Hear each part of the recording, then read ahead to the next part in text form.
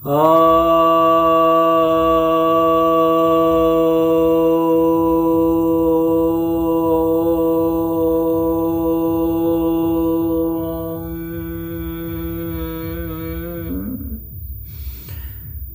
भक्तजनों को सप्रेम नमन। आज आपकी जिज्ञासा का समाधान लेकर आया हूं। अर्चना चौधरी जी की तरफ से एक जिज्ञासा आई है, आप क्रिया योग की वीडियो बनाएं, मैं कहाँ से आई हूँ और कहाँ जाना है, कब जाना है। तो ऐसा है अर्चना जी, क्रिया योग की वीडियो पड़ी हुई है। तपः स्वाध्याय ईश्वर प्रणिधानानि क्रिया योग, ये क्रिया योग की परिभाषा है। यानी तप, स्वाध्याय और ईश्वर की भक्ति, यही क्रिया योग है। तप कहते हैं जब हम साधना करते हैं तो उसके कारण जो हमें वेदना होती है, तो उस वेदना को सुखपूर्वक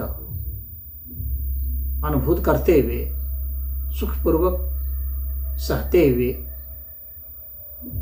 हम उसमें आगे बढ़ते चले जाएं आध्यात्मिक क्षेत्र में, तो वह तप कहलाता है।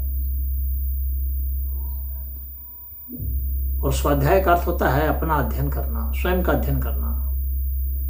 तो अपने हर चीज का अध्ययन करना, अपनी आभा का अध्ययन करना, अपने श्वास का अध्ययन करना, अपने दिल की धड़कन का अध्ययन करना, अपने विचारों का अध्ययन करना, अपने भावों का अध्ययन करना, इन सब का ज्ञान ले लेना, अपने कुंडलिनी का अध्ययन करना, अपने भोजन, अपने क्रियाकलाप का, और जो भी आपके भीतर में जिज्ञासाएं हैं उसके लिए सत्संग या जो श्रेष्ठ ग्रंथ हैं उनका अध्ययन करना, ये भी स्वाध्याय कहलाता है।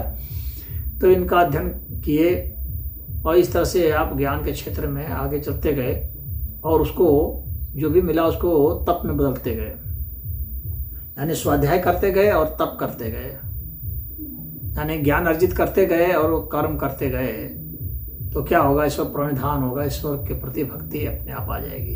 तो इन तीनों को मिला करके ही क्रिया योग कहलाते हैं। ये सब तीनों क्रिया के तहत आते हैं और इससे योग हो जाता है। योग अर्थात आत्मा और परमात्मा किस तरह से मिले हुए हैं और इनके मध्य में क्या अंतर है उसको भी समझ जाना और उसको अनुभूत भी करना और उसको फिर जीवन में उतार भी देना और दूसरों को उसकी ओर प्रेरित भी कर देना, ये सब जो है योग के तहत आ जाएगा।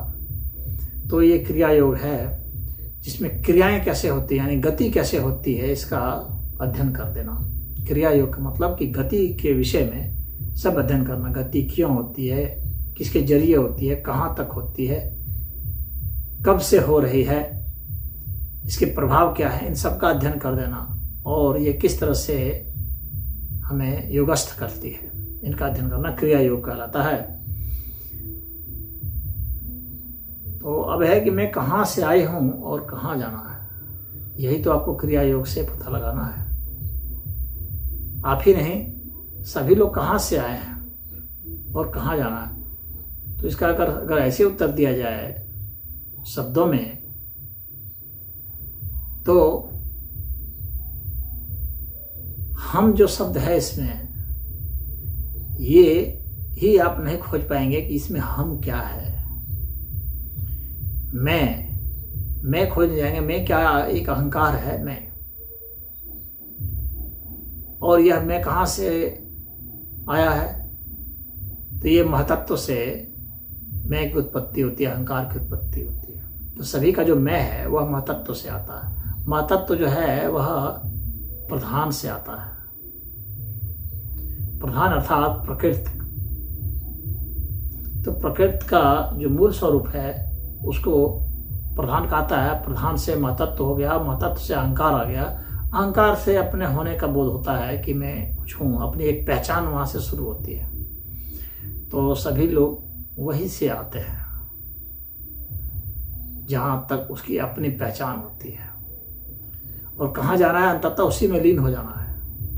यानी और लीन होते होते आप महतत्व से मूल प्रकृति में गए, फिर वहाँ से आत्म तत्व में चले जाएंगे।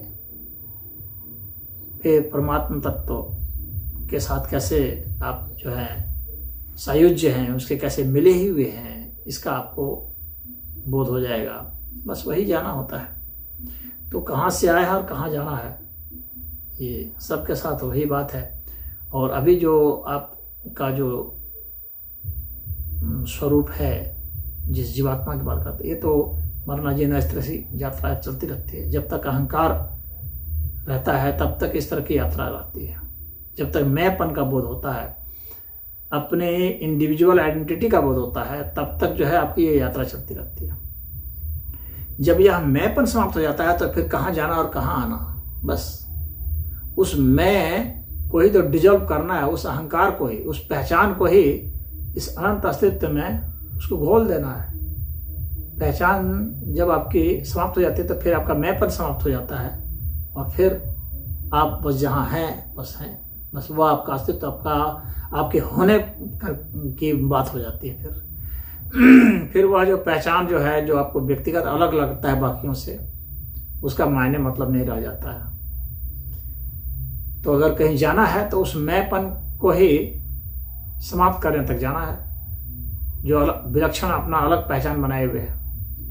तो इस अनंत अस्तित्व में जो आपकी छोटी सी पहचान बनी है, उस मैंपन के कारण, उस पहचान को ही डिजॉल्व कर देना है। यही उद्देश्य है और वही जाना कहलाता है कि मुझे वहाँ जाना है। यानी मुझे अपने उस मैं तक जाना है, जो मैं, मेरा और मुझे, ये इन शब्दों में उलझाए हुए हैं। तो जब मैं, मेरा और मुझे, मैं मतलब होने की स्थिति, मेरा मतलब कि किसी चीज को पजेस करना, और मुझे मतलब कि इस को कुछ प्राप्त करके हम जो बाहर को अपने को दिखलाते हैं, यानी बाहर जो हम अपनी पहचान बनाते हैं, उस आकार, प्रकार और भाव, भंगिमा और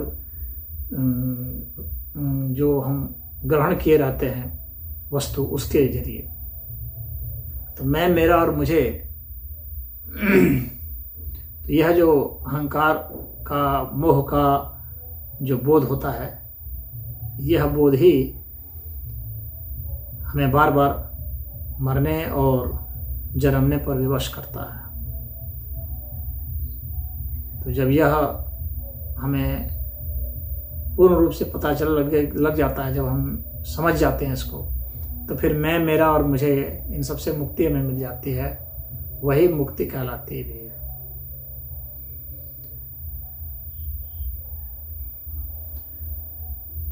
अब बात रहे कि कब जाना है, तो कब का तो वही समय है जब आपने उस मैंपन को महसूस कर लिया, अपने स्वरूप को उसमें डिजॉल्व कर दिया।